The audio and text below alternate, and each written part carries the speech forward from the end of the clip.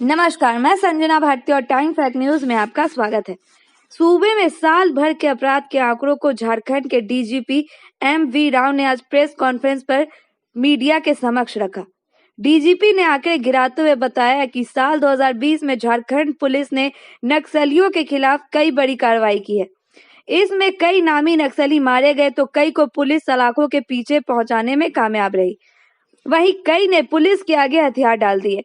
लेकिन इन सब के बीच झारखंड के तमाम उग्रवादी संगठन अपराधियों से मिलकर लेवी वसूलने के लिए आगजनी की वारदातों को अंजाम दे रहे हैं।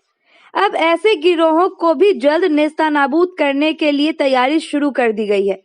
वहीं डीजीपी ने नए साल में सभी थानों में पदस्थापित पुलिसकर्मियों को सप्ताह में 1 दिन की छुट्टी का तोहफा भी दिया। तो आइए देखें पूरी खबरें विस्तार से। विगत कुछ दिनों से कुछ मीडिया मित्रों द्वारा बार बार ये मांग किया जा रहा है कि इस वर्ष का डेटा दे और आने वाला वर्ष साल में क्या योजना है झारखंड पुलिस का, इस संबंध में पूछ रहा था। हम समझे थे कि अलग अलग किसी को कष्ट देने से अच्छा है कि एक साथ सबसे बात हो और सारे संबंधित डेटा भी आपको उपलब्ध कराएंगे और आपको कोई जिज्ञासा हो जिसके बारे में जानना चाहेंगे तो उससे संबंधित जानकारी आपको उपलब्ध कराया जाएगा। तो जहाँ तक वर्ष 2020 के बीते वर्ष के जो पुलिस का परफॉर्मेंस रहा, चैलेंजेस रहा और किस तरह से हम लोग इन चैलेंजेस से निपटे हैं, इसका संबंध में आपको बीच बीच में जानकारी दिया जाता रहा और अब स्वयं भी इसका विटनेस रहे हैं। वर्ष 2020 में सबसे बड़ी चैलेंज पुलिस के लिए रहा कोरोना वायरस के लॉकडाउन, संक्रमण रोकने के लिए लॉकडाउन के दौरान जो लॉकडाउन रेस्ट्रिक्शंस का इम्प्लीमेंट कराना और उससे उत्पन्न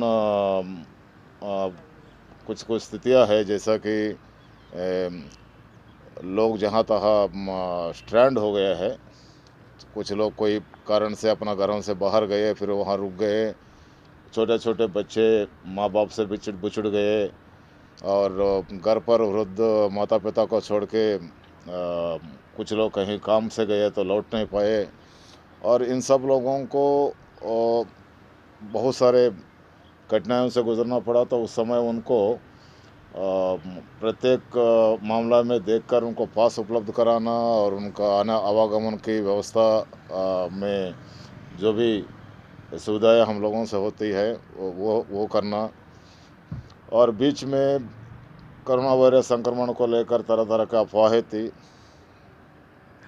और उसमें कुछ जगहों पर छोटे मोटे हिंसात्मक झगड़े भी होने लगा। तो इससे निपटना लगा। जो प्रवासी मजदूर भाई जब लौटने लगे तो शुरुआती दिनों में उनके अपने गांव के लोग ही गांव में प्रवेश करने से रोकने लगे। तो वहां पर फिर कुछ टेंशन के वातावरण बनता था और वहां पर तुरंत कार्रवाई करना पड़ता।